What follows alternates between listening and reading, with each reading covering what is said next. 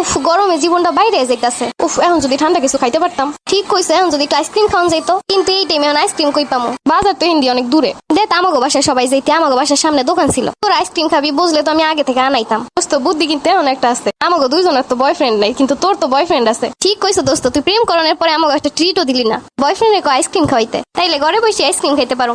খারে এখনই ফোন দিতেছি। এই যে শুনছো, আমাদের না খুব আইসক্রিম খাইতে মন চাইতাছে। আমাদের বলতে? আরে আমি আর আমার বান্ধবীদের। ও আচ্ছা। তুমি অনেকগুলা কোন আইসক্রিম নিয়ে আমাকে বাসার সামনে আহো। কিন্তু আমার লুতুপুতু পাখি, আমি তো এলাকায় নাই। এলাকায় নাই, কই গেছো? বন্ধুদের সাথে একটু দূরে আইছি। সেইখান দিয়ে কখন আসবা? তা তো ঠিক জানি না। তাহলে কি তুমি আমাকে আইসক্রিম খাওয়াবা না? আমি থাকলে তো ঠিকই খাওয়াইতাম। আমি এত কিছু জানি না, যে জায়গায় থাও না কেন তুমি আমাকে আইসক্রিম এনে খাওয়াবা। তুমি তো এত চেষ্টা আসালা না, হঠাৎ করে চেষ্টা হয়ে গেল কে? চেষ্টা হয়ে গেছি মানে? ও তোমারই বলি নাই, অন্য একজনের বলছি। আচ্ছা আইসক্রিম নিয়ে আসলে বইলো না, হ্যাঁ ফোন দেওয়া লাগবো না। থাক ভাই, আমাকে আর আইসক্রিম খাওয়ার শখ নাই। দোস্ত না নিয়ে তো এলাকায় নাই। তা ভালো করে বুঝি, তোমার বয়ফ্রেন্ড খাইবো না দেখে কইতাছে এলাকার বাইরে আছে।